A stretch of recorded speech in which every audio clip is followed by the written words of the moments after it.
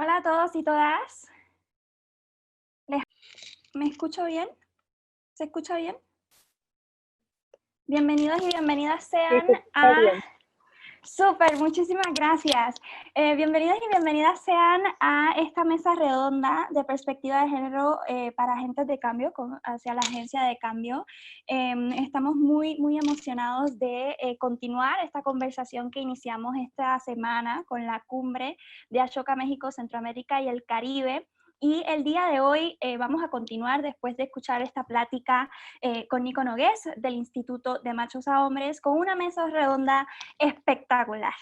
Y quiero darle la bienvenida a tres panelistas con unas rutas de vida y unos trayectos extremadamente inspiradores para conocer cómo la perspectiva de género puede verse en la vida real, ¿no? O sea, puede trabajarse en el día a día, en emprendimientos sociales, así también como en políticas públicas, y de qué manera podemos tender puentes entre la sociedad civil, el empresarismo, el emprendimiento social y también a nivel político y sector privado y muchísimo más. Entonces, quiero darle la bienvenida a tres personas increíbles que van a estar acompañándonos en este diálogo.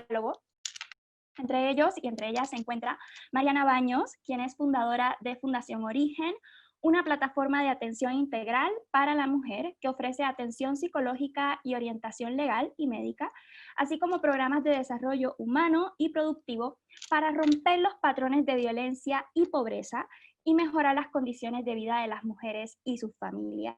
Con 19 años de existencia, Fundación Origen ha transformado la vida de más de 1 millón de personas, mujeres y niños principalmente, a través de sus dos programas, Línea de Ayuda Origen y Centros Casa de Origen. Bienvenida seas, Mariana. Perdón, gracias, no, encantada de estar aquí, muchas gracias, Natalia. Bienvenida seas. También quiero invitar a nuestro diálogo a Mauro Vargas, quien es director general de la Asociación Civil Género y Desarrollo, mejor conocida como GENDES AC. Estudió Sociología en la Facultad de Ciencias Políticas y Sociales de la UNAM y la maestría en Ciencias Sociales con especialidad en estudios sobre Estados Unidos de Norteamérica en la Universidad de las Américas, Puebla. Es director general de GENDES AC, y una institución dedicada al desarrollo de relaciones de género respetuosas, equitativas e igualitarias desde la construcción de masculinidades no violentas y el trabajo con hombres directamente. Mauro, bienvenido seas a este diálogo. Natalia, un abrazo, muchas gracias, compañeras Mariana, Isabela, todo mi cariño. Gracias, Mauro. Gracias a las personas que están por ahí ya escuchándonos.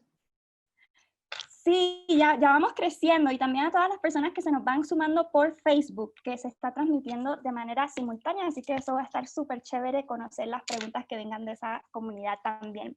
Y también tenemos acá a Isabel Esquivel Ventura. Ella es internacionalista, maestra en políticas públicas y género de Flaxo, México. Es especializada en políticas, gestión y administración con énfasis en igualdad, violencia de género y masculinidades. Es consultora, asesora legislativa, columnista de opinión del Instituto Mexicano de la Radio e integrante de la red de masculinidades cómplices por la igualdad, Women Engage México, así como también coautora de la Agenda Suma por la Igualdad. Isabela, bienvenida seas a este diálogo. Hola, ¿qué tal, Natalia? Hola a todas y todos. Muchas gracias. Saludo a mis colegas. Qué gusto encontrarnos de nuevo aquí. Creo que esta va a ser una plática sumamente amena porque muchos de ustedes ya se conocen y han trabajado en algún momento de esta trayectoria que cada uno lleva, pero para beneficio de todas las personas que se están sumando por primera vez a la cumbre de agentes de cambio y que por primera vez están escuchando estos conceptos de igualdad de género o conociendo de sus emprendimientos, vamos a hacer una pregunta de inicio. Para entender cuál fue ese momento de impacto que les hizo emprender este camino de, mira, la igualdad de género y la perspectiva de género la voy a utilizar como parte de mi carrera, o sea, la voy a incorporar en un negocio, en un emprendimiento, en una iniciativa. Ya es tiempo de que este sea mi camino. Así que me gustaría dar esa primera ronda de diálogo para conocernos un poquito mejor y conocer qué fue lo que les llevó a materializar esta hoja de ruta que cada uno lleva. Mariana, cuéntanos un poquito. Encantada, gracias y bueno, saludos a todos a los que nos están viendo y a los colegas de nuestra mesa. Pues yo empecé hace mucho, la verdad es que en 1995 empecé a trabajar en un colegio que hicimos en los tiraderos de basura, sobre todo viendo y trabajando mucho para erradicar la parte de la pobreza, ¿no? En el que vivía México. Y ahí mismo teníamos diferentes grupos y trabajábamos justo con las mamás de estos niños, ¿no? Entonces el colegio lo abrimos, lo construimos y cada vez que iban y regresaban los niños nos llegaban con diferentes mensajes, ¿no? Y nos platicaban toda la problemática que tenían, y oye, es que en mi casa me pegan, en mi casa me dicen groserías, hacen esto, hacen el otro. Y entonces nosotros les dábamos un mensaje, llegaban a sus casas con otro mensaje, y dijimos, bueno, ¿por qué no abrimos una parte para las mujeres? Entonces empezamos a trabajar con las mujeres y justo las mamás nos decían que no había ningún espacio para ellas en ese momento. Había muy pocas fundaciones dedicadas a la mujer, esa era la verdad. En 95 fui también parte de, bueno, pero eso fue después, pero bueno, en 95 empezamos y toda la problemática que tenían los niños, lo que platicaban todo, si no hacíamos y nos metíamos a hacer ese cambio en las mamás, no iba a haber un cambio en los niños, ¿no? Y entonces empezamos a meternos mucho más en el tema de las mamás nos platicaban que no había un lugar donde ellas se pudieran desarrollar, a donde pudieran ir, si las que no habían, a lo mejor no habían tenido la oportunidad de acabar una carrera o de poder seguir estudiando, en donde podían desarrollarse mucho más. Y pues ahí es donde empiezo yo a decir, bueno, ¿por qué no me meto yo más en el tema de las mujeres? Y entonces justamente empecé mucho más el tema de la mujer, estudiarlo, cuál era la problemática que estaban viviendo las mujeres en ese momento. Y desde luego, indirectamente, porque no fue directamente una fundación que se iba a dedicar a la parte de violencia, en el momento en que empezamos a trabajar con las mujeres y pusimos una línea de apoyo, que es una línea a nivel nacional, el 90% de las llamadas que recibíamos tenían que ver con algún tipo de violencia. Entonces, obviamente, pues la línea empezó a crecer. La verdad es que era una línea de apoyo y teníamos una psicóloga y un teléfono normal y unas hojitas.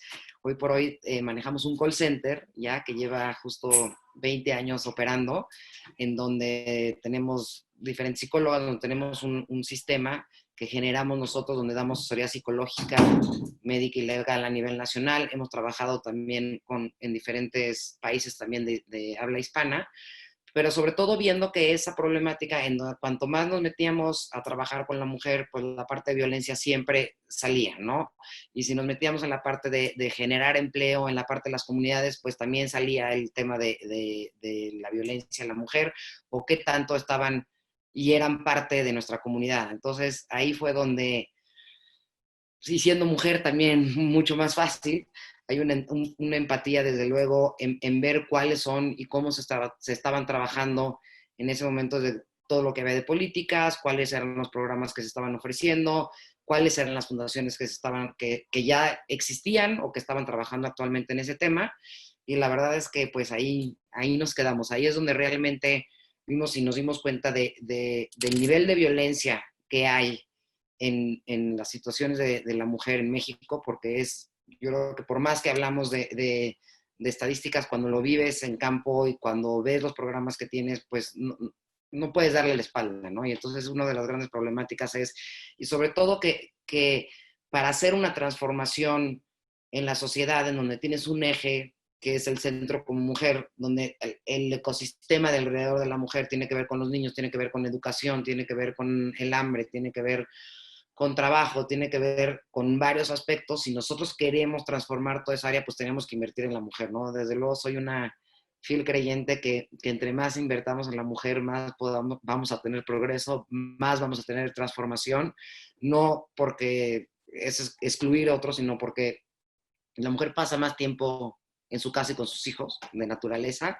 y desde luego entender que somos parte de una sociedad y que el hombre también tiene que ser parte de este cambio, ¿no? Pero que sí ha sido un grupo más vulnerable, pero tenemos que subirnos juntos al tren para generar ese cambio, ¿no? Y ahí es donde realmente me apasiona el tema y ya, entonces empecé muy chica y me tuve que quedar y nunca creí que iba a pasar tantos años haciendo lo que hago y bueno, la verdad es que me encanta, pero sí, eso es un tema creo que todos los que están aquí, digo, apasionante, el sentido, un reto gigante que tenemos, pero yo creo que vamos por buen camino, poco a poco, dando pasitos, pero ahí vamos.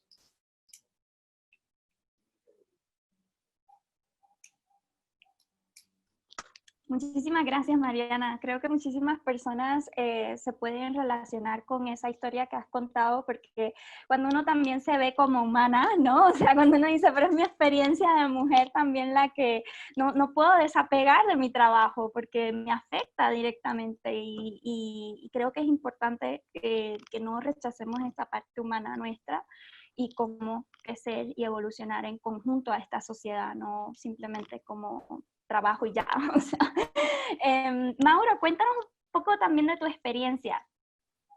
Bueno, pues es difícil de resumir en tan poco tiempo una historia de vida, pero porque yo creo que es eso, quienes estamos en esto, en general acudimos a partir de un proceso, partimos de un proceso que tiene que ver con mi propia historia de vida.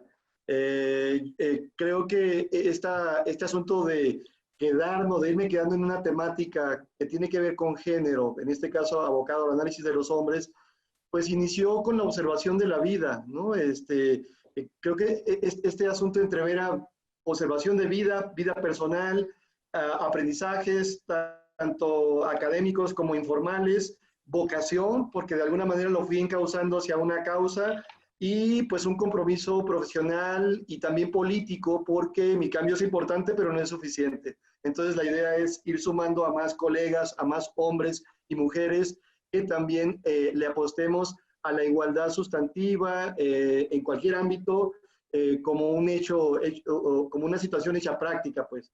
Ahora, si me voy a aspectos muy concretos, pues te puedo decir que lo que fui observando a mi alrededor desde pequeño, desde niño, fue esto, que de repente yo tenía asignados ciertos roles y se me limitaba para otros. El famoso usted no llore, ¿no? Porque usted es hombre, me fue inculcando una situación muy significativa de no expresar ciertas emociones, ¿no? Por ejemplo, o de no contactarlas, no asumir o no revelar que a veces siento miedo, que a veces me duele lo que me dices, que de repente, no sé, generan ciertas ansiedades o inseguridades algunos aspectos, pero no lo puedo expresar porque soy hombre. Y un hombre debe estar investido en coraje, en ser bravo, en ser siempre poder, pues siempre tener que tener una actitud agresiva hacia la vida, violenta, porque ese es el deber ser de un hombre en un contexto como en el que crecemos, pues, ¿no? Y entonces, si por ejemplo de niño se me antojaba escuchar una plática, ¿no? En las típicas trazas de mi abuela con mi mamá, que mientras estaban preparando la comida y de repente, ay, qué ganas de estar ahí, de escuchar, niño, vais a jugar, usted, o niños a la cocina, ustedes no pueden. Ese tipo de aspectos me fueron marcando y observaba mucho cómo las mujeres, en una concepción muy amplia, eran concebidas socialmente para servir, atender o cuidar, ¿no? De una manera muy general. Sirve a tu hermano, atiéndelo, ya llegó tu papá, como si llegara un semidios a la casa, casi quitarle las pantuflas, ponerle el agua, etc. Y pues podía notar ciertos privilegios que nos colocaban a nosotros en un lugar muy especial y a ellas siempre o con mucha frecuencia en todo caso, en estas labores pues sí, de lo que implica atender y cuidar. Luego, cuando estudié mi carrera, creo que viene un gran parteaguas. Estudié sociología y por ahí una materia optativa en séptimo semestre, más o menos, por allá en 1987, 88, o sea que le gano a Mariana en cuanto a tiempos. Y esa materia que, o sea, se llamaba Problemas Sociales de la Mujer. Y el nombre me interpeló así de una manera muy, ¿cómo que problemas sociales de la mujer? Yo también tengo problemas, nosotros los hombres también tenemos problemas. Voy a cambiar los contenidos de esa materia porque además era eso, era una clase de feminismo, era una clase de género, que una sabia maestra que se llama Esperanza Tuñón, pues me dio un regalo de vida sin yo saber en ese momento, ¿no? Esos 6 meses modificaron mi manera de concebir el mundo porque me di cuenta de cómo a partir de la diferencia sexual se genera tanta desigualdad en el mundo, ¿no?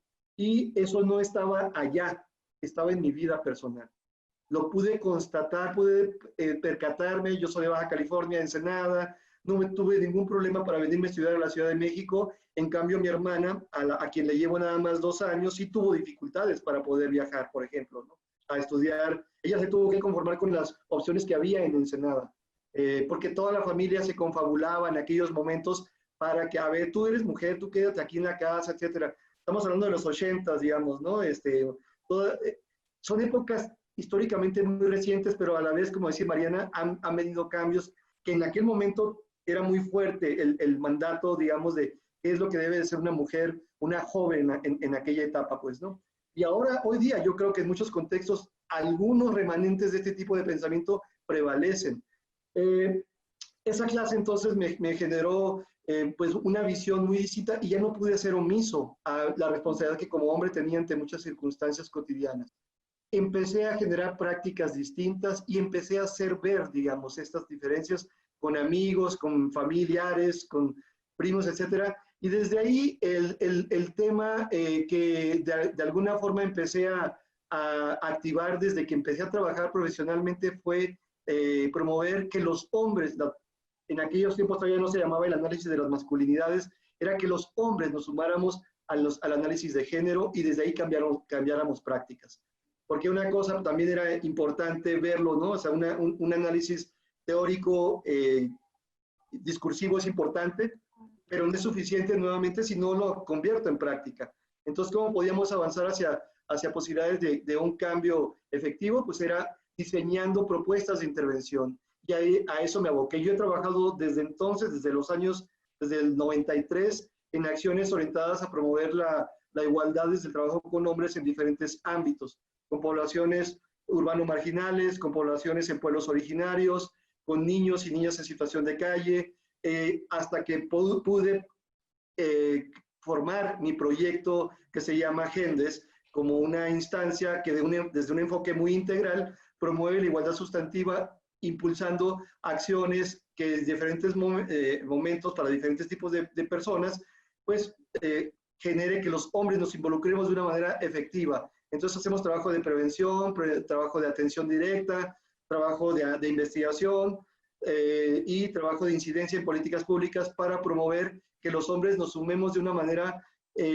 efectiva, congruente, consecuente, constante con la igualdad y desde ahí, pues bueno, promover que siempre con la mirada de género, con la perspectiva de género como un gran basamento teórico, político y metodológico, el análisis vaya orientado siempre para promover el adelanto de las mujeres desde el trabajo con hombres. O sea, no perdamos de foco eso nunca. No es para yo estar mejor o solo sentirme bien, es para que en la medida en que yo pueda cambiar y erradicar quiero hablarlo claramente, estas formas machistas de aprender a ser hombres en nuestros países, pues podamos erradicarlas para poder dar cabida a posibilidades de masculinidades sensibles, empáticas, solidarias, pues verdaderamente igualitarias. Eso creo que esa es brevemente mi trayectoria. Obviamente el trabajo me ha llevado a asimilar teóricamente muchos elementos, analizar la interseccionalidad, comprender que los hombres tenemos diferentes momentos, hay niños, hay jóvenes, hay adolescentes, hay adultos mayores, cada uno requiere de ciertas formas de atención, de intervención.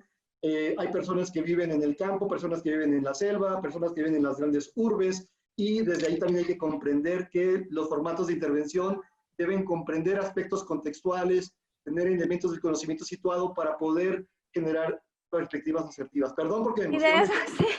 Y de eso vamos a aprender un poquito más en las próximas preguntas. Pero muchísimas gracias, Mauro. Quisiera pasar rápidamente con Isabela para conocer también su momento de impacto y así iniciar el diálogo para ver cómo tendemos puentes, ¿no? Con todo este conocimiento. Isabela, cuéntanos un poquito tu trayectoria. Claro que sí, muchas gracias. Pues, ¿qué les puedo decir? Creo que en muchos sentidos compartimos varias motivaciones por las que llegamos al trabajo con la perspectiva de género. En lo personal, creo que fue una combinación tanto personal como profesional que fue que me incorporé o me sumé a este trabajo desde la perspectiva de género. Para empezar, tiene que ver en la parte personal con situaciones de violencia que, como por desgracia la gran mayoría de las mujeres en nuestro país vivimos, y eso resulta pues muy importante de reconocer, ¿no? Entonces yo no lo sabía, lo tuve que reconocer con el tiempo. Sin embargo, fue un cúmulo de situaciones de violencia que me llevaron a la comprensión de que algo me pasaba por el simple hecho de estar en esta condición de ser mujer, o sea, como que no entendía, digamos, qué pasaba. Y cuando me enfrenté o busqué apoyo de las autoridades en aquella situación de violencia que yo tenía 21 años, pues la primera respuesta que me dio un MP fue decirme, pues es que tú también abriste la puerta, ¿no? Como para justificar el que haya vivido una forma de violencia física en mi casa por haber abierto la puerta a una expareja. Entonces desde ahí me quedó la espinita, por desgracia, y después de eso pues, yo empecé a trabajar, digamos, no como que lo tapé en mi, ahora sí que en mi conciencia, traté como de superar aquellas situaciones, y de repente me encontré con que donde estaba trabajando en aquel tiempo en el Tribunal Electoral,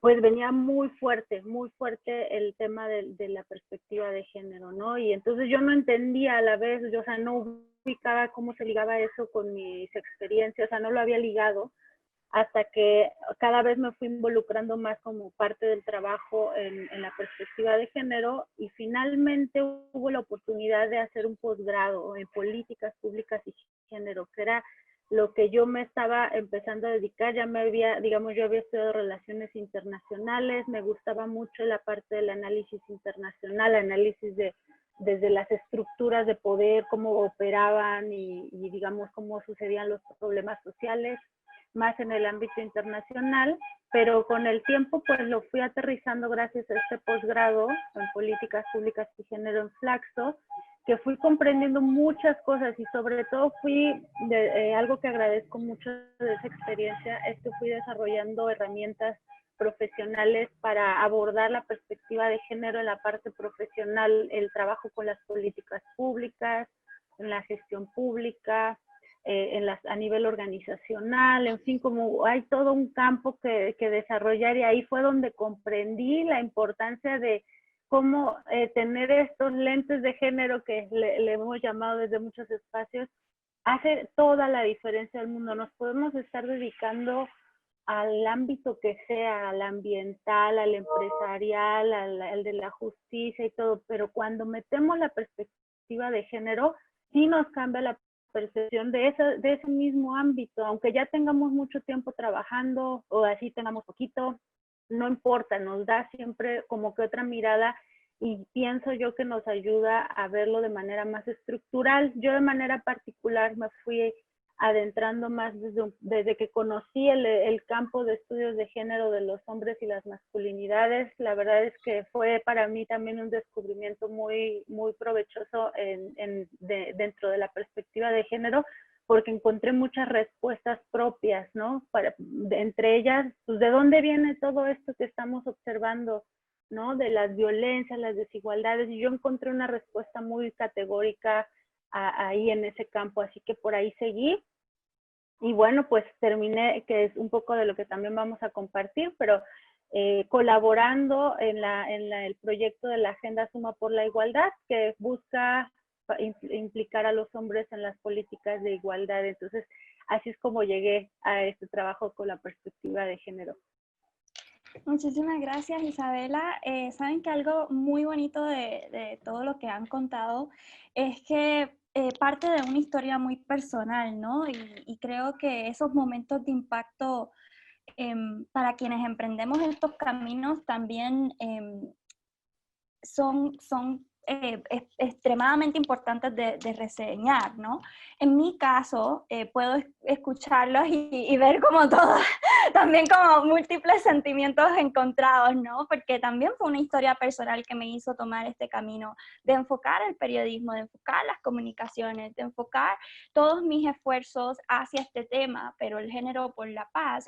Yo me había formado como periodista, soy puertorriqueña, me formé como periodista, estudié maestría en Relaciones Internacionales y estuve enfocada en temas de política, educación, género, violencia y paz. Era mi sueño ser corresponsal de guerra en aquel entonces. Y fui a múltiples países del Medio Oriente y de Latinoamérica a cubrir algunos conflictos en persona, pero no fue hasta que trabajé el tema de la violencia de género, en específico el feminicidio institucional de 43 niñas en San José de Pinula, Guatemala, que me marcó la vida. O sea, ahí fue cuando tuve ese momento de quiebre para beneficio de, creo que fue Mónica que me preguntó en el chat, para que contara un poquito del momento de impacto, que me hizo también darme cuenta de que no todas las mujeres valíamos lo mismo, ¿no? Tanto para los medios de comunicación como para los gobiernos, como para las grandes instituciones. Entonces, eso me llevó a un proceso de verme como mujer, porque dentro de la academia del periodismo, pues, y mentalidad estadounidense, ¿no? De hacer las cosas, uno tiene que ser un periodista neutral, no simpatizar con los sujetos a los que uno entrevista, uno deja de ser persona para beneficio de la historia, ¿no? Entonces, empiezo todo ese proceso de descubrirme como mujer y de darme cuenta, como decía Mariana, de que yo también soy mujer y tengo que verme en este proceso.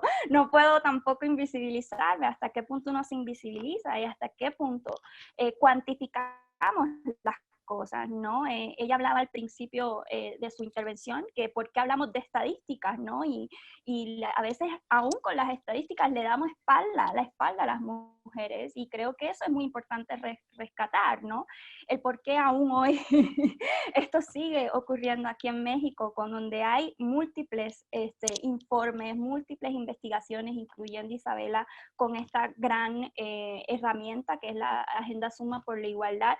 O sea, investigaciones se han hecho y sin embargo el cambio sistémico, el cambio estructural cuesta tiempo y sigue costando mucho esfuerzo, a pesar de que estamos creando conocimiento y hay suficiente experiencia para documentarlo. Así que mi pregunta ahora, también atando con lo que decía Mauro, de que el cambio de uno no es... o sea, no es una meta, es tanto un proceso, y creo que lo hemos visto tanto en el caso de Mariana, Isabela y también de Mauro, de cómo ese camino sigue construyéndose día a día. No es que llegó a la meta, no se llegó a una meta, todavía seguimos en proceso de construcción y en proceso de crecimiento. Con ese punto en cuenta, ¿cómo ustedes ven que podríamos aportar con la perspectiva de género una igualdad sustantiva en el sector privado, en el sector civil y en el sector gubernamental? O sea, ¿cómo podríamos tender puentes para que esto no sea algo segmentado de organizaciones civiles o de personas estudiando esto en la universidad o de activistas en la calle denunciando X, Y cosas o pidiendo igualdad de género, sino más bien que alineamos esfuerzos? ¿Cómo podríamos alinear objetivos y miradas y visiones sobre una igualdad sustantiva en México y para beneficio de todos y todas que estén en otros países? Mariana, cuéntanos. Empiezo yo. Pues desde luego, como dices, ¿no? Creo que los programas empiezan de una forma y luego se van, desde luego, desenvolviendo, desarrollando, y también lo que va pasando, o sea, el tema de mujer o género, la palabra género no existía cuando empezamos, la verdad es que estaba apenas saliendo, se hablaba de mujeres y punto, pero el tema sobre todo de la violencia es un tema en que a nadie le gusta, la realidad. O sea, yo te puedo decir que en 1995 no había un medio de comunicación que se atreviera a tocar el tema. O sea, no existía.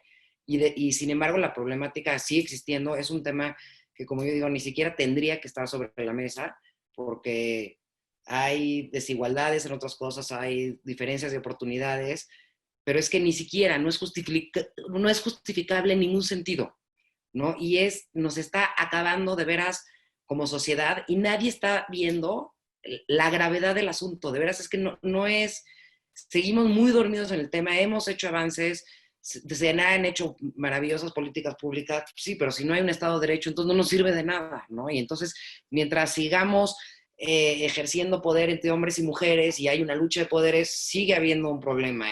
Mientras que siga habiendo desigualdad de oportunidades en las empresas, en las universidades, en las escuelas, en las casas, ¿no? Como decía Mauro, sí, tú párate y sírvele a tu hermano. Y decía, que mis hermanos están mancos y sin pies o qué, o sea, ¿por qué no se pueden parar ellos también, no? Entonces esos sesgos también culturales con los que crecimos, porque a final de cuentas, si ves a lo largo de la historia, la historia se construye a partir de una visión masculina, esa es la realidad. Entonces, ¿cómo vamos a cambiar eso? ¿Cómo vamos a desistematizar, ¿no?, una violencia que está encarnada?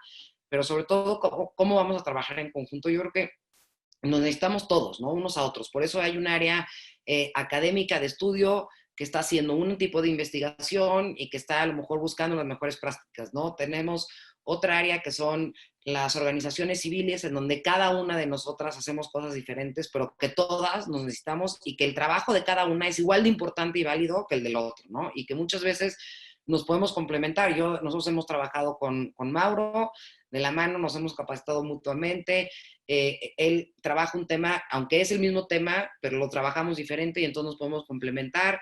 Necesitamos a la academia, necesitamos al sector público porque es el que tendría que ejercer las leyes, ¿no? Y tendría que protegernos, lo que dijo Isabela. O sea, no puedes llegar a un ministerio público a levantar un acta y que te digan, es que algo has de haber hecho tú.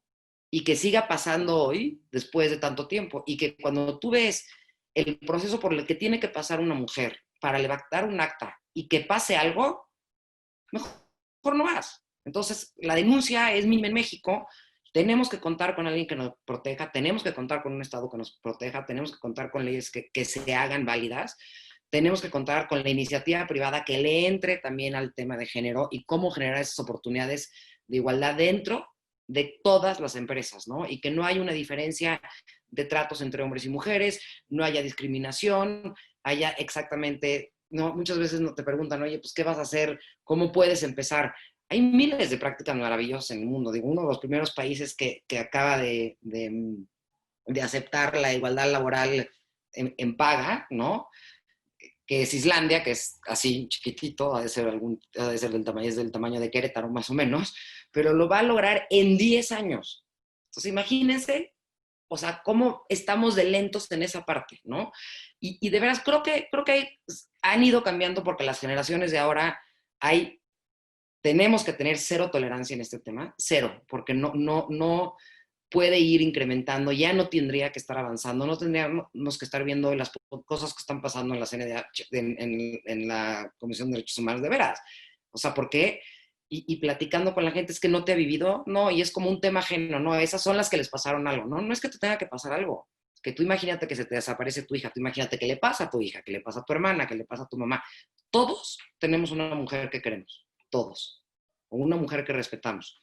Y entonces, ¿por qué si respetamos a unas, por qué a otras no? O sea, hay una parte de la conciencia del ser humano que nos vamos deshumanizando y vas tolerando y la violencia va incrementando, ¿no? Y vas normalizando todo lo que vivimos en el país, ¿no? Y como dice Isabela, te das cuenta después, ¿no?, de lo que te pasó. Muchas veces yo creo que la mayoría de las veces, o la mayoría de la gente en algún momento ha sufrido algún tipo de violencia. ¿Por qué? Porque somos seres humanos, porque tenemos errores, porque hay desde la violencia emocional que te pegan un grito y no querías que te lo pegaran. Y hay una parte de cultura y educación en donde te educan a que pues la mujer tendría que aguantar, ¿no? Y también viceversa, ¿no? Ahorita porque el tema es género, pero necesitamos de unos a otros. No podemos avanzar en el tema solos. No puede la iniciativa privada, la industria, las corporaciones y la empresa avanzar sin las organizaciones civiles y sin el gobierno. O sea, de veras tenemos que hacer un frente común en donde, ya sé que no es una utopía y es una ideología, nos encantaría a todos estar en lo mismo, pero sí tenemos que hacer un frente común en esto y que sea cero tolerante. O sea, no podemos estar aceptando que haya 10 niñas que se desaparecen todos los días. O sea, no puede ser. No puede ser que la forma en lo que está pasando, no puede ser que seamos el primer país de la OCDE en violencia sexual de niños de 15 años para abajo. Eso es violencia. O sea, ¿por qué tenemos unas estadísticas de 1 de cada 5 niños ha sido abusado? O sea, no tendríamos que tenerlas. O sea, no deberían de existir. Entonces, si no hacemos un esfuerzo en conjunto, porque ahí es donde se hace un frente común y un esfuerzo en conjunto lo suficientemente fuerte y poderoso que podamos impregnar a la sociedad y que demos cambios radicales y sustentosos en donde involucren a todo mundo. Si no, no hay manera de hacerlo. Y si no hay manera de hacerlo, entonces estamos en rezago educativo, estamos en rezago de pobreza. Fíjate, si tú, de todos los objetivos de los ODS, casi el que toca todos es el de inclusión de género. O sea, porque toca hambre, toca educación, toca medio ambiente, porque si la mujer está concentrada en lo que puede hacer, puede concentrarse también en todo lo que le toca alrededor del medio ambiente. Entonces, ¿cómo, si nosotros nos concentramos en eso, qué es lo que va a pasar alrededor de todo nuestro ecosistema? ¿No? Y entonces ahí es donde ves que tienes que trabajar en conjunto. Y si no lo hacemos, de veras, repercute en muchas cosas. No es una cosa lejana, y creo que hasta que no lo entendamos y no nos pongamos todos en esa conciencia de decir, no es nada más a la que le pasó, a la mujer o a la familia que le pasó. Es que este niño que vivió esta violencia se escapó de su casa y se unió al crimen organizado, tiene una consecuencia. Y el niño que estaba sufriendo violencia y que se salió porque le estaba viendo que el papá le hacía algo, la pareja le hacía algo a la mamá, y la mamá le generó algo al niño, y el niño que se fue y se unió al chavo banda. O sea, todo tiene consecuencias. Y la mujer que no pudo llegar a trabajar ese día, y la niña que le pasó y tiene pues una marca, y desde luego hay procesos psicológicos mucho más largos que otros, ¿no? Pero son cosas que nos van marcando. Entonces sí, tenemos que ver mucho más, tener una visión mucho más grande. No se trata de, hay una bola de mujeres locas que están haciendo cosas agresivas y están enojadas, ¿no? Yo también estaría enojadísima, lo más enojada del mundo. O sea, yo tengo 2 hijas y no me puede pasar por la cabeza que les puedan, no es justificable absolutamente nada. Entonces creo que sí tenemos que trabajar en conjunto muy fuerte y ser, la verdad, con pasos mucho más contundentes, ¿no? Muchísimas gracias, Mariana. Creo que de ese tema puede hablarnos un poquito más Isabela, el tema de las políticas públicas, ya que eres experta en este tema. ¿Qué está pasando en el sector político público? Que lo más que hay son leyes, lo más que hay son instrumentos, que México inclusive ha adoptado, o sea, es país precedente en múltiples áreas en temas de género, y sin embargo, en la implementación, o sea, silencio, o sea, no vemos cómo se implementa. Y quisiéramos ver cuáles son tus impresiones, ¿por qué hay esos desfases? Sí, muchas gracias. Pues fíjense que creo que aquí cabe muy fácilmente el dicho que tenemos aquí en México, que es del dicho al hecho hay mucho trecho, ¿no? Y esas brechas existen en muchos espacios. Creo que lo que describe Mariana es muy importante porque es como una característica que observo en general en nuestra cultura, pero también pues obviamente que se permea a la sociedad, a nuestras instituciones, etcétera, que es veamos las cosas separadas, ¿no? Y además binariamente. Entonces, de repente, por eso nuestras reacciones, tanto a nivel de opinión, digamos, como muy personal, como a veces reacciones e incluso institucionalizadas, tienen que ver con eso, como de pensar que un problema existe como en oposición a otro problema, nada más, y que entonces hay que competir cuál problema es más importante que el otro, y así se va haciendo toda nuestra cultura. Y entonces vemos, por ejemplo, que nuestra clase política está muy empeñada como en ver casi cómo compiten los problemas sociales, y entonces los jerarquiza, ¿no? Y justo en esa jerarquía, y pensando en que el patriarcado es el sistema que nos organiza históricamente, pues los problemas que vivimos las mujeres son el último de los importantes, ¿no? Y si siquiera se consideraría importante. Y justo los movimientos de las mujeres, los movimientos amplios, digamos, en un sentido amplio, los feminismos son los que han estado todo el tiempo ahí impulsando y poniendo el dedo en el renglón de que todo lo que, para empezar, de que vivimos múltiples violencias, ¿no? De que somos, estamos en una situación de desventaja que se configuran como desigualdades, discriminaciones y violencias. Y gracias a esa insistencia histórica, las mujeres es que a la fecha contamos con marcos legales, con políticas, con esfuerzos públicos, que por públicos no se reducen solo a lo gubernamental, sino que se refiere a todas las intervenciones que tienen como objetivo atender e incidir en la transformación de un problema que nos afecta generalizadamente. Y en el caso de las mujeres tenemos una agenda amplia de problemas que siguen sin resolver, ¿no? Y sin embargo tenemos una brecha, efectivamente, que está en relación, por ejemplo, o sea, ubico varias brechas. Una de ellas es la que está entre la academia y los movimientos sociales. Otra es la que está entre la academia y el sector público encargado de diseñar e implementar las políticas. Otra brecha está entre los movimientos sociales y la toma de decisiones, entre todos estos y la política. En fin, tenemos esta cultura de ver todo separado, ¿no? De que todo tiene su espacio, su momento y sus formas. Y pienso que por eso se hace muy importante lo que dice Mariana, que tenemos que articular todos nuestros esfuerzos, porque todos necesitamos de todo lo que desde cada espacio trabajamos, y sobre todo los aprendizajes para poder avanzar y articularnos. Y eso es lo que no pasa en las políticas públicas desde mi punto de vista. En el ejemplo que les ponía en mi caso personal, la situación de violencia que yo viví, por ejemplo, fue en 2007, y 2007 es la fecha en que se entró en vigor la Ley General de Acceso de las Mujeres a una Vida Libre de Violencia, la ley en la Ciudad de México, o sea, y con el tiempo yo decía, pero ¿cómo era posible que un MP me haya contestado eso si la ley ya estaba en vigor? Y claro, después entendí que era pues porque la ley, el proceso de la ley iba por un lado, y el que eso aterrizara a la labor cotidiana de un servidor público como es un MP, va pero pues lejísimos y va por su camino. Entonces, esa cultura de las brechas, por decirlo de alguna manera, es lo que nos ha caracterizado. Y a veces nos compramos un poco esta idea de que entonces las políticas no sirven, y entonces de qué caso tiene que hagamos tantas políticas y gastemos tantos recursos, y nos vamos a veces en contra de que existan esas políticas. Y mi postura es, pues en realidad lo que está mal es su implementación. A lo mejor ni siquiera la política en sí misma. Puede ser que requiera una revisión, puede ser que requiera hasta un rediseño, pero no podemos medir la efectividad de una política cuando ni siquiera tuvo las condiciones de ser implementada, y esa es la característica común que tenemos, al menos en nuestro caso mexicano.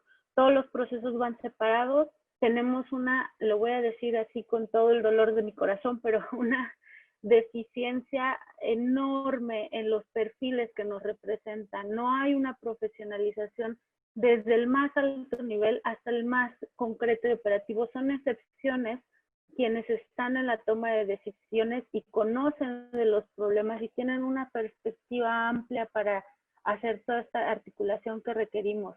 Son excepciones quienes están operando, están a cargo de la implementación de las políticas y de hacer valer nuestras leyes, y que tengan la preparación y los conocimientos y la experiencia y todo lo que se requiere para hacerlo.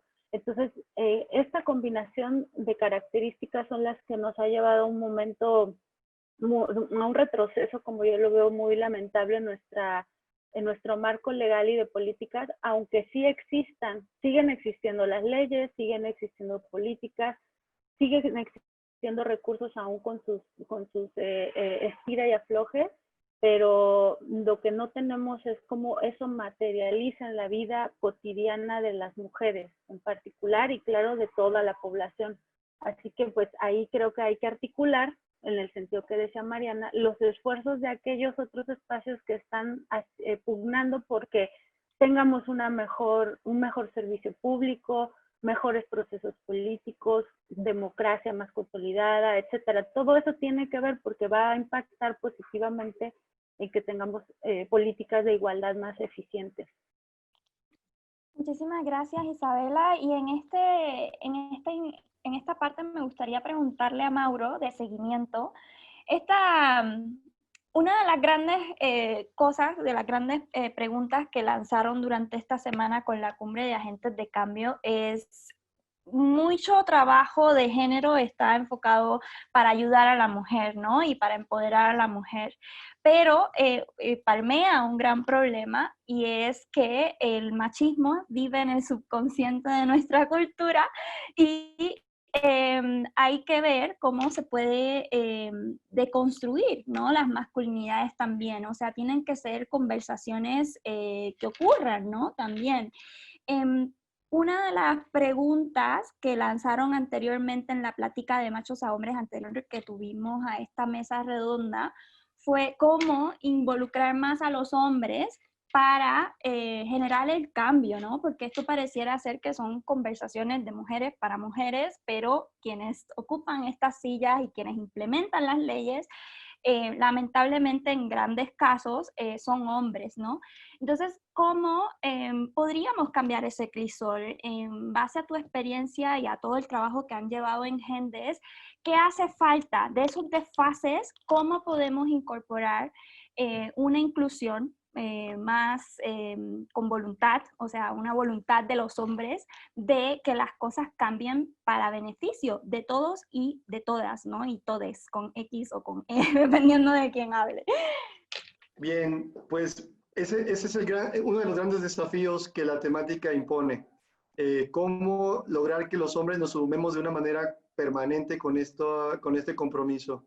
Creo que se requiere de un cambio cultural amplio que modifique estructuras de pensamiento y de poder. Es decir, se deben generar nuevas configuraciones del andamiaje social, político y las formas de actuación de todas y de todos. Y aquí los medios tienen un gran papel, los medios de comunicación. Aquí todo el andamiaje que tiene que ver con cómo se formula una ley, cómo se genera este marco legal, requiere de esta mirada, pero esa ley se hace con personas, como decía Isabela, y esas personas traen una historia, una experiencia que puede ser muy técnica, pero que si no se atraviesa con perspectiva de género, este enfoque no queda, independientemente de que el cuerpo de quien esté trabajando esa ley sea de hombre o de mujer, o su identidad se asuma de un lado, en cualquier posibilidad. Entonces, el paradigma debe ser nuevamente trabajar con perspectiva de género, transversalizarla, y desde ahí generar modificaciones estructurales que simbólicamente generen nuevas formas de pensamiento y que eventualmente estas nuevas formas de pensamiento también tengan como efecto prácticas distintas. Ahora, en un sentido estricto y muy mexicanamente hablando, los hombres ahora sí que estamos chupando tranquilos, ¿para qué cambiar? ¿No? O sea, no nos conviene el cambio, entre comillas. El aliciente no está. Y lo que suele ocurrir es que se me coloca, se señala al hombre casi siempre bajo el estigma del agresor o la figura del agresor. Eso que tiene mucho de real en muchos aspectos, no siempre ocurre. Como yo le digo a los hombres que vienen a nuestros grupos, pues no todo tú eres violento, ni siempre lo has sido, ni lo vas a seguir siendo si te propones cambiar. Ahí está la expectativa y la esperanza de poder construirte versiones distintas de ti mismo, pues, ¿no? Y esto requiere de método, de propuestas. Como organizaciones, creo que podemos ser proveedoras metodológicas de cambios estructurales más amplios. Tenemos evidencias. Por ahí Roxana, una persona que nos está escuchando, nos pregunta que hablemos de experiencias exitosas.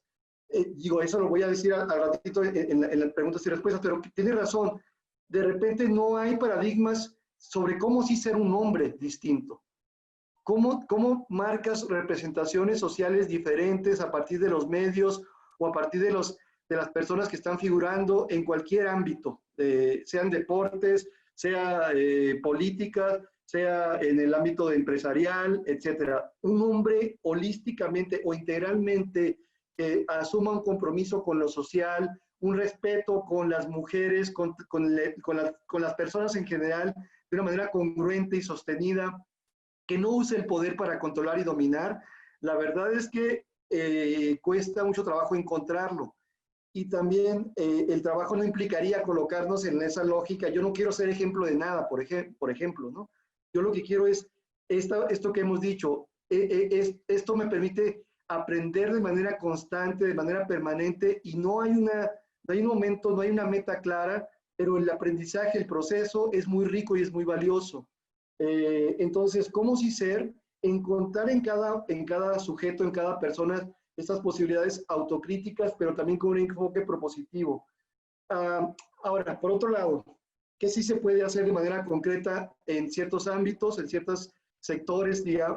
Sea, en una empresa se pueden hacer diagnósticos sobre las relaciones de género que permitan visibilizar cómo nos estamos comportando al interior de ese espacio de trabajo, cómo se están marcando las relaciones laborales ahí y cómo lo emergen, vamos a ver con mucha claridad, las brechas de género en casi todas las empresas.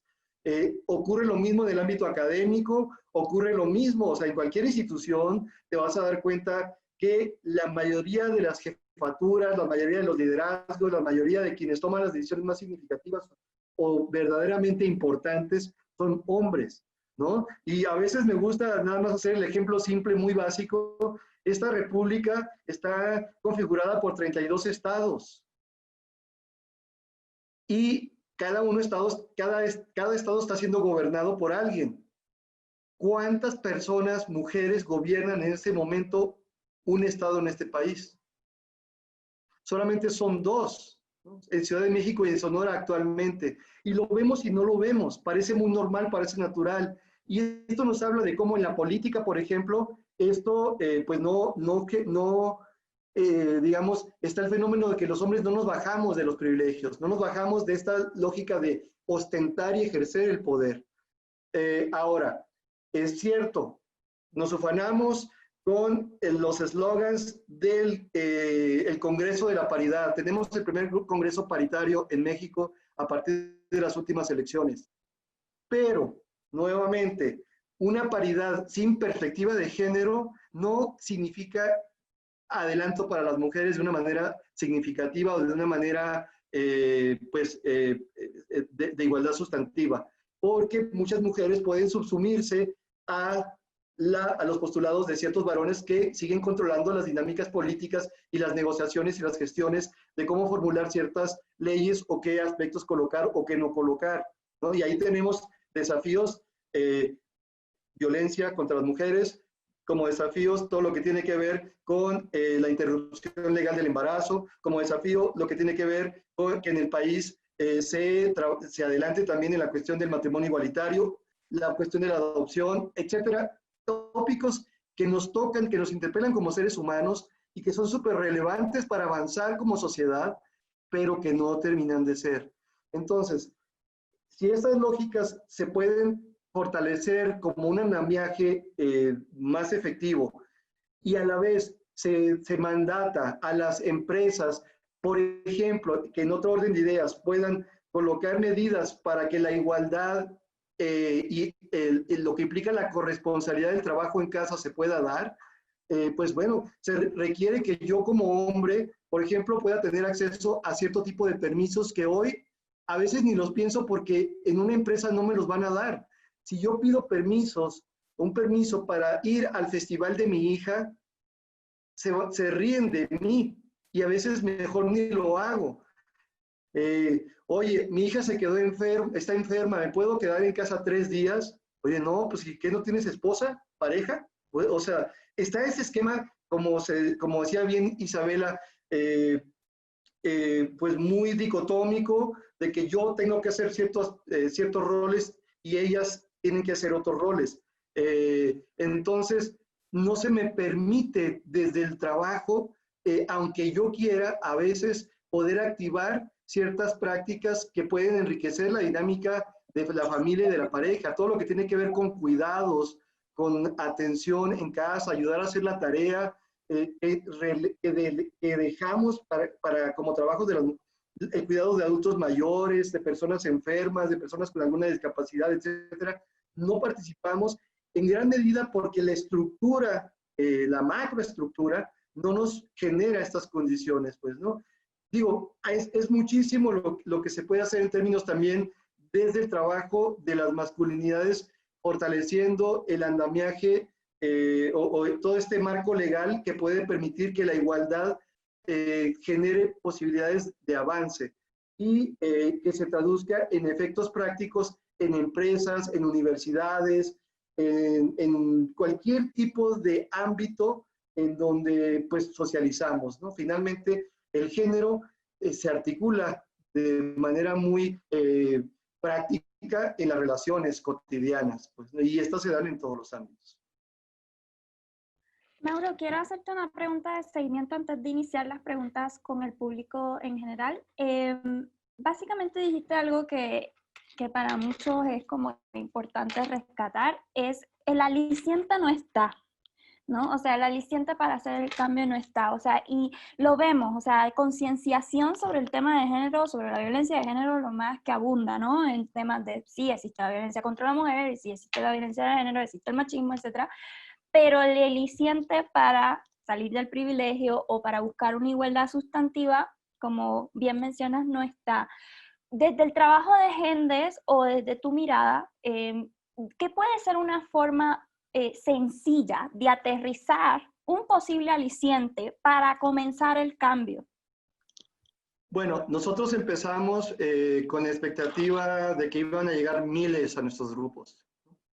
Y pues la evidencia nos demostró que no, ¿no? El hombre, como la Lupita de Alessio, no se está muriendo porque hoy voy a cambiar. No está en ese plan. Entonces, lo que fuimos descubriendo es que al hombre le importan 3 aspectos muy importantes. Sus hijos, hijas e hijos, la familia. O sea, la familia, pero que generalmente hijas e hijos, como un factor para cambiar. La pareja, en segundo término, perdón que lo coloque y perdón si genero ahí decepciones ¿no? muy hondas, muy profundas, pero lo cierto es que a él le importa en principio su descendencia y luego su pareja. Y en tercer lugar, el sí mismo. Es decir, de repente me doy cuenta de que ante un gran hecho, ante una situación de crisis, porque me accidenté, porque tuve una enfermedad que casi que era terminal, digamos, un cáncer que me asustó mucho y entonces eso sí me llevó a cambiar, ¿no? De repente me doy cuenta de que puedo valorar la vida y empiezo a buscar posibilidades de cómo crecer y encontré en esto, en un espacio de reflexión entre varones, posibilidades para crecer como ser humano y me doy cuenta de que el género era algo súper fundamental. Entonces, lo que ocurría es que originalmente para nosotros la convocatoria era a través de si quieres cambiar tu machismo o si quieres cambiar tu violencia o si quieres dejarla. Y en este país no hay hombres machistas ni violentos. Nadie se asume como tal, no se identifica, es como que les da miedo, ¿no? Porque también en la psique, la imagen que se nos genera es la del golpe, la del golpe que dejó un hematoma, o la violencia muy ostensible, la violencia sexual, una violación tal cual. No nos damos cuenta de muchos aspectos en la vida cotidiana en donde ejercemos dinámicas de poder y control hacia nuestras personas más cercanas a través de una simple mirada, ¿no? Ahora sí que al número 47 es cuando estoy muy enojado y quiero que hagas esto. O la mirada lasciva en la calle, ¿no? No me doy cuenta de que una palabra, un sonido, mírala, eso es violencia. Este tipo de aspectos quedan vetados para ellos como forma, esas son formas de socialización que son normalizadas allá en muchos contextos, pero que no me doy cuenta de que día a día van socavando y van minando la autoestima de la otra parte y van desgastando la relación. Y si no me comprometo, por ejemplo, con todo lo que implica el trabajo en casa, también es otra lógica, pues, ¿no? Y no es de hacer nada más el sábado la carne asada y yo, que vengan todos y tú límpiame el cochinero. Es realmente comprometerme en tareas, cuidados otra vez, de una manera amplia. Entonces, al hombre le importa mucho la familia, a partir de los hijos, la pareja, y luego el sí mismo, su salud física y emocional, para darse cuenta, ¿no? De estos asuntos. Que generalmente cuando nos llegan, llegan porque están en crisis, llegan porque ya pasó algo muy fuerte, muy contundente, dependiendo de cada quien, ¿no? Estuve a punto de dar un golpe o ya lo di, o ella me puso un límite y generalmente en muchos casos ella, vengo porque ella me encontró la solución, me dijo que si no venían los grupos de gentes, nuestra relación terminaría o nos divorciaríamos.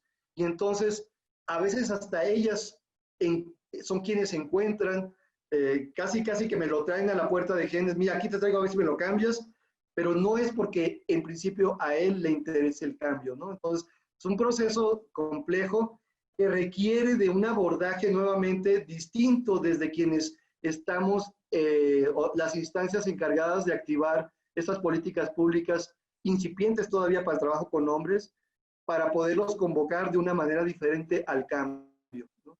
Y yo como les digo a los hombres, no te, o sea, los paradigmas de hacia dónde, fíjate que no están allá afuera, ¿eh? Generalmente están en ti mismo. No todo tú eres violento, ni siempre lo has sido. Entonces, aquí, en cada cuerpo, en cada persona, habitan posibilidades nutricias, empáticas, solidarias, respetuosas, verdaderamente igualitarias. La idea es que las contactes y te compartas desde ahí. Pero, pues, al principio les cuesta mucho trabajo visibilizar eso.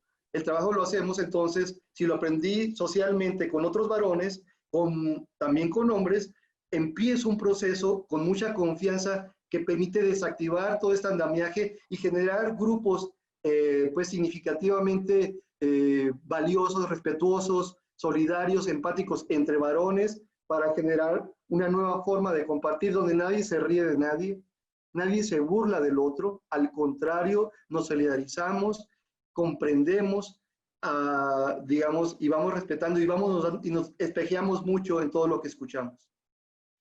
Muchas gracias, Mauro. Quisiera rescatar esta pregunta que bien ha hecho Rosana, de hablar de casos de éxito, ¿no? En el caso de Fundación Origen, Mariana, cuéntanos un poquito cómo ustedes han transformado a las personas. Obviamente ya llevan a más de 1 millón de personas impactadas en estos 20 años, casi 20 años, así que si nos puedes contar un poquito de cómo se han resuelto quizás algunas problemáticas para un poco aterrizar más de los casos de éxito. Sí, claro que sí, ¿no? Creo que es muy importante, también leí la pregunta, ver esos casos de éxito y hablar de lo positivo, ¿no? Y como decía también Mauro, normalmente el malo del cuento es el hombre y no todas las veces, ¿no? Porque en donde una mujer sufre violencia, la casa entera sufre violencia. Y muchas veces la mujer es la que le ejerce a los niños y también las mamás educamos a los niños y niñas, ¿no? Entonces, también hay una parte ahí de corresponsabilidad pues de las familias, de la parte de la violencia laboral, hablas, no importa si eres hombre o si eres mujer, ¿no? Entonces, pero desde luego, la parte que se ha hecho un cambio es pues muchas mujeres, ¿no?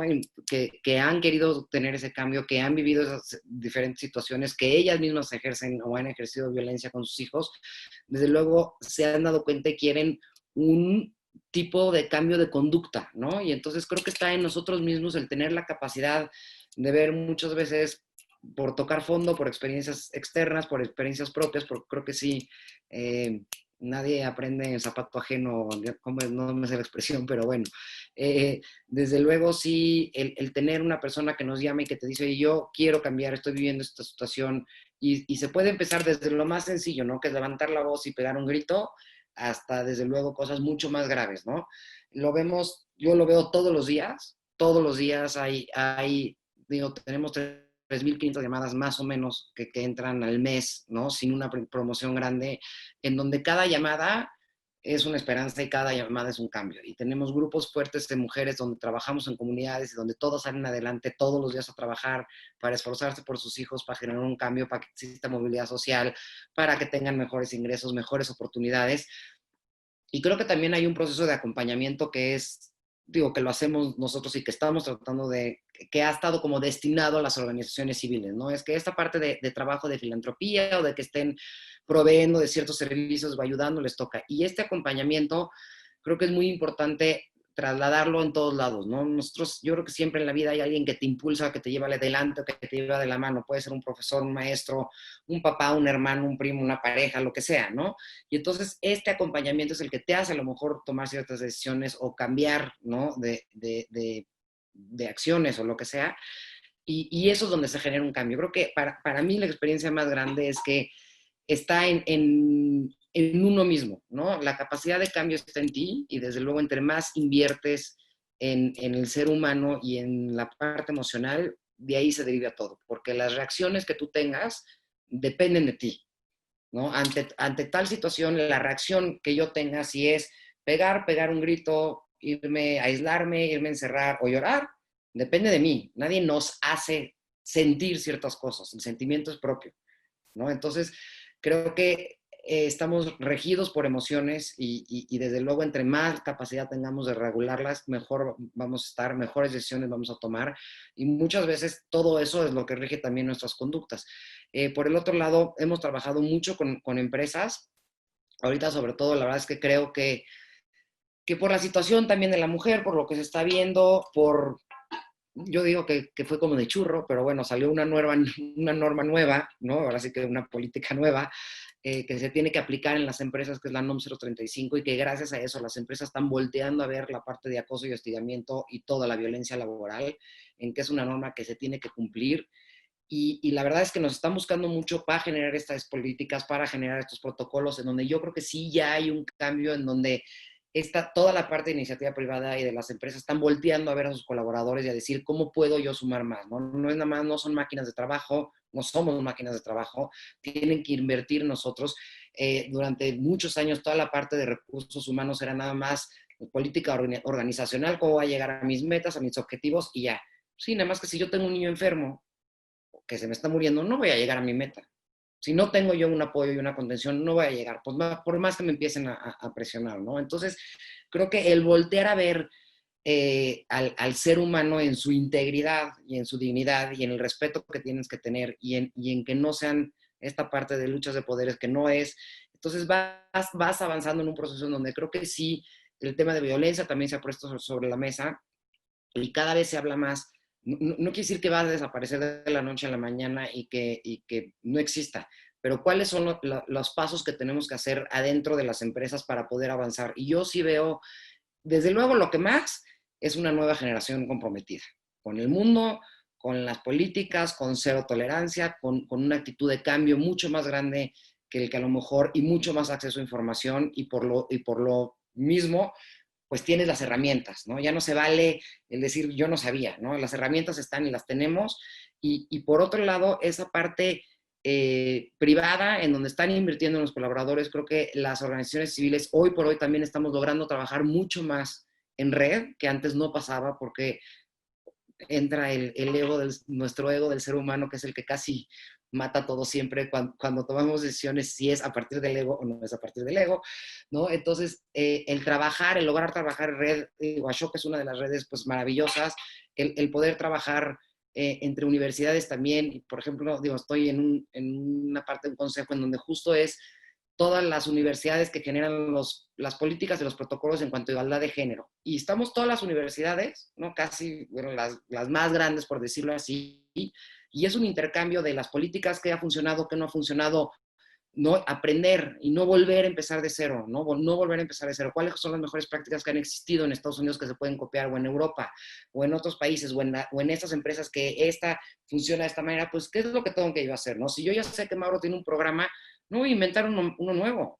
Mejor le hablo y le digo, oye, tú capacítame en esto, yo lo que sé hacer, ¿no? Si yo necesito, si Isabela es especialista en esto, pues le debo hablar y prefiero que ella me dé la capacitación, ¿no? De lo que, o sea, creo que sí, claro que, digo, siempre se puede hacer más, pero igual que el conocimiento, ¿no? Y la capacidad de amar, pues no tiene un límite, ¿no?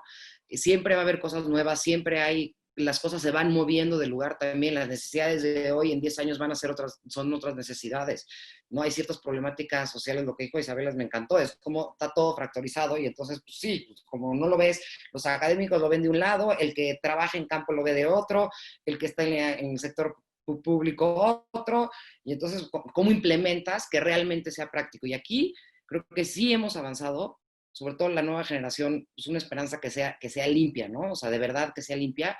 Y yo creo que sí hay una preocupación más real en muchos de los problemas sociales, sobre todo en este tema en donde lo que sí me he dado cuenta es que te dicen es que necesitamos implementar estas cosas, pero no sabemos cómo. Entonces, hay que pegarse a la gente que tiene experiencia, que ya sabe cómo hacer, que si es una guía práctica, que si es un diagnóstico de cómo está la igualdad en las empresas, de cómo incluir diversidad, ¿no? Dentro de tus empresas, qué es lo que tienes que hacer, cómo generar un protocolo, hablar de acoso y hostigamiento, cómo vamos a hablar, de qué se trata. Muchas veces se hablan, ni siquiera saben, no saben la diferencia de lo que es, ¿no? Si está mal, no está mal, cuáles son las leyes que existen. Y mucho de esto es la capacitación en todos los niveles, tanto público, privado, como social, y tener esos esfuerzos que ya existen y sumarlos a los que ya han hecho. Y sí, nosotros, la verdad es que, sobre todo, yo creo que es más, como dijo Mauro, es una forma de vida, porque, y si no viéramos un cambio positivo, y si no viéramos que vamos avanzando, ya lo hubiéramos dejado, porque la parte del sector de filantropía, o sea, y ahorita peor, yo creo que, o sea, hay crisis a nivel mundial, hay crisis económica, pues en la sociedad civil, la peor crisis que hemos vivido en años. O sea, yo nunca había visto una crisis tan grande como la de ahorita. Entonces, desde luego, si no hubiéramos visto y generado esos cambios y que nos apasionen estos temas en donde sabemos que podemos incidir de alguna forma o aportar a la sociedad de alguna forma, pues creo que ninguno o varios no estaríamos en este sector. Entonces sí yo creo que lo que realmente te sigue animando es que con que le generes el cambio a una sola persona en su vida, en algo, pues ya es una satisfacción increíble y una esperanza en que luego pues se esparce por todos lados, ¿no? Muchas gracias, Mariana. Definitivamente ya nos estamos quedando cortos de tiempo, nos quedan unos 10 minutitos.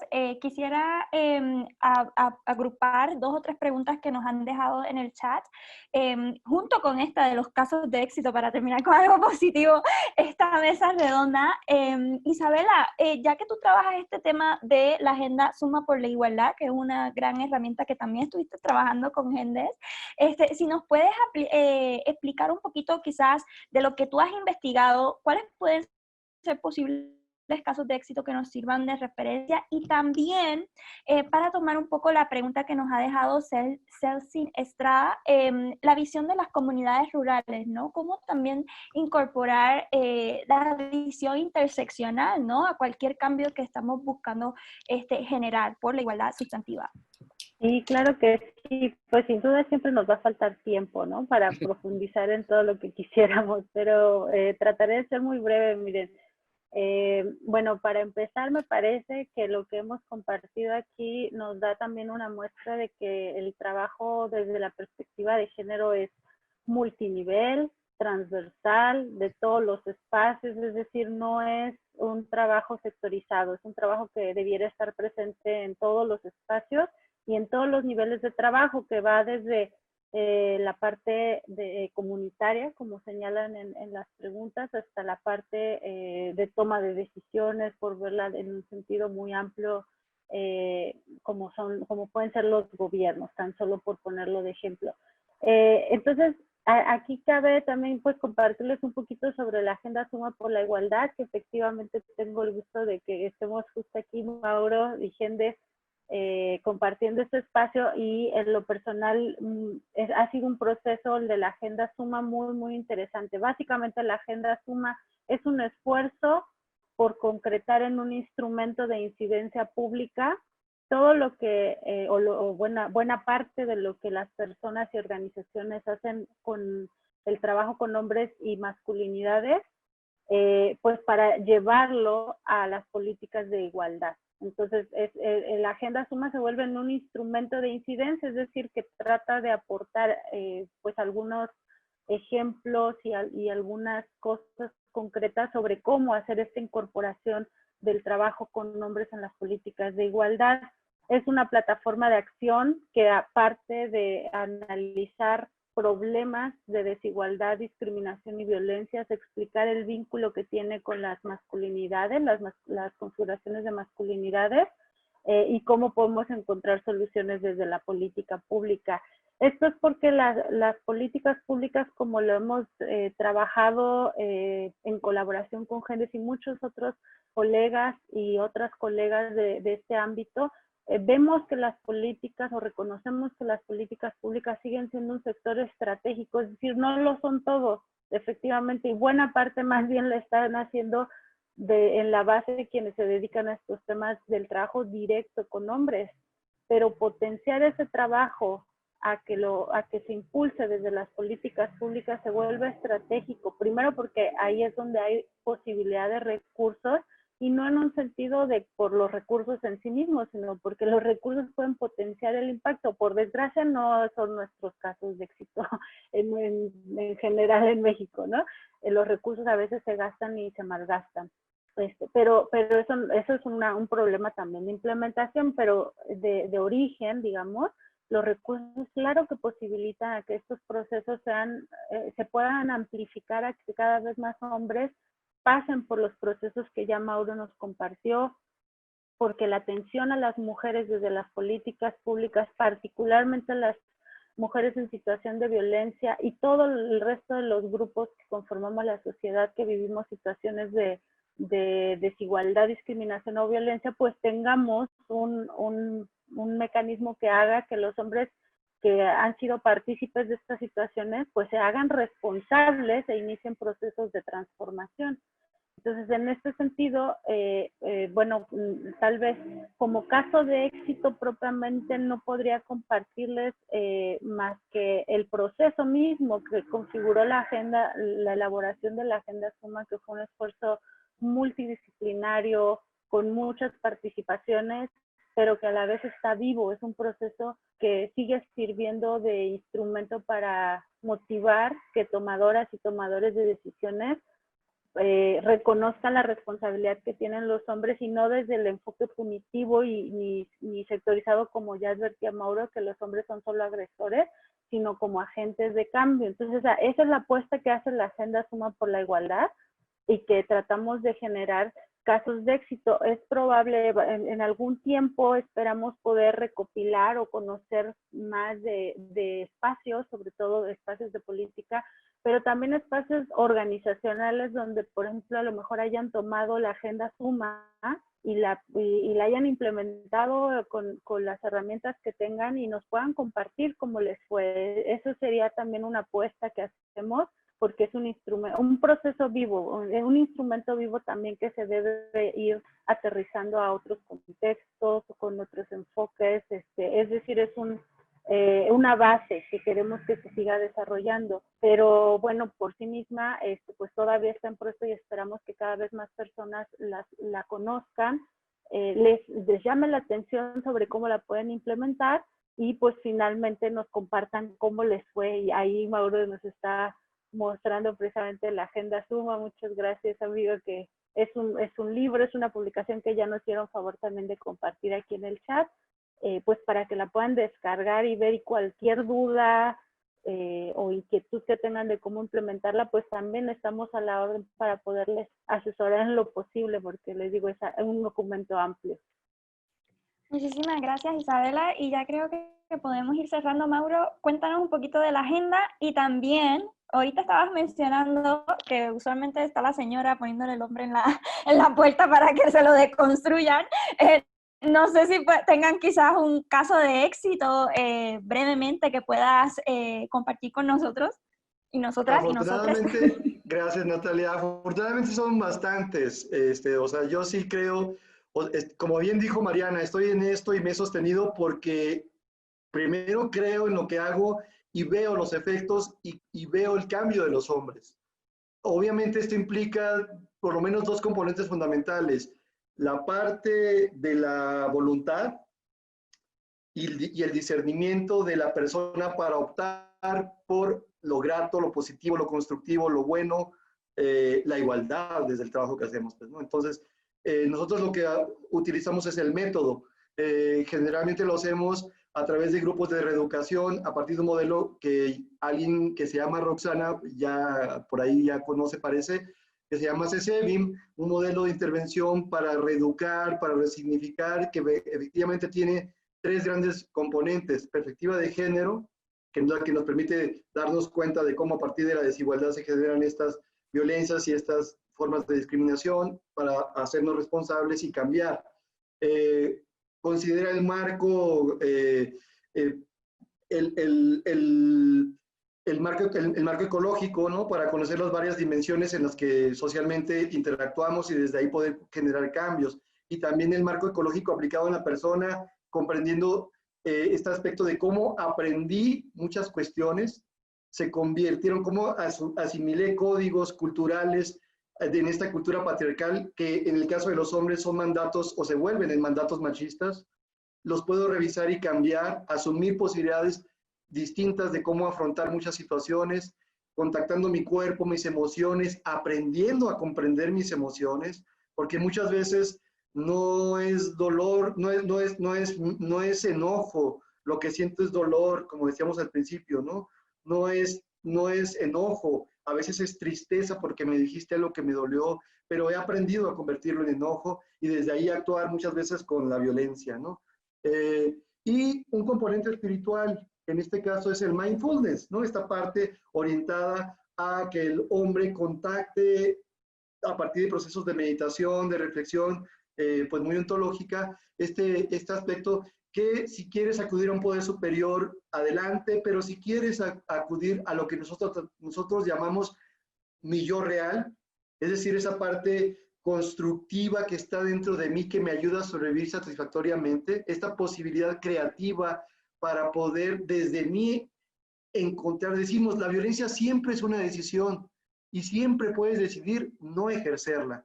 Entonces, este modelo, pues lo he visto, lo llevamos aplicando desde el año 2003 en México, en el caso de Gendes, y ha dado frutos pues muy valiosos para muchas familias en Ciudad de México y en varios estados de la República y en otros países también de habla hispana.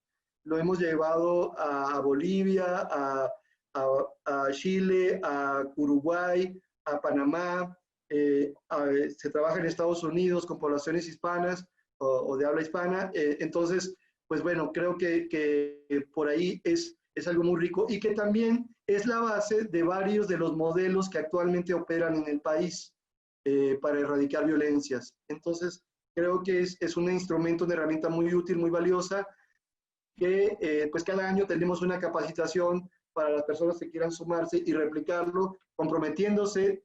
La verdad es que sí tenemos indicadores muy rigurosos, porque el trabajo requiere de esta fortaleza personal para promover que el cambio del otro sea algo efectivo y no se simule el cambio. No sé, porque también puedo aprender a ser un macho progre, ¿no?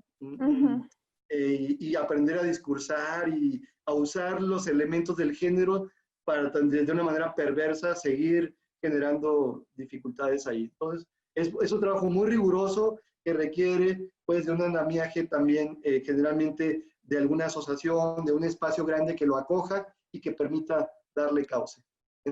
Pues bueno, es muchísimo lo que tenemos para compartir. Cualquier persona que se interese en esta posibilidad, con gusto, por ahí se compartieron mis datos, estoy para servir. Muchísimas gracias, Mauro. Definitivamente estos son los casos de éxito.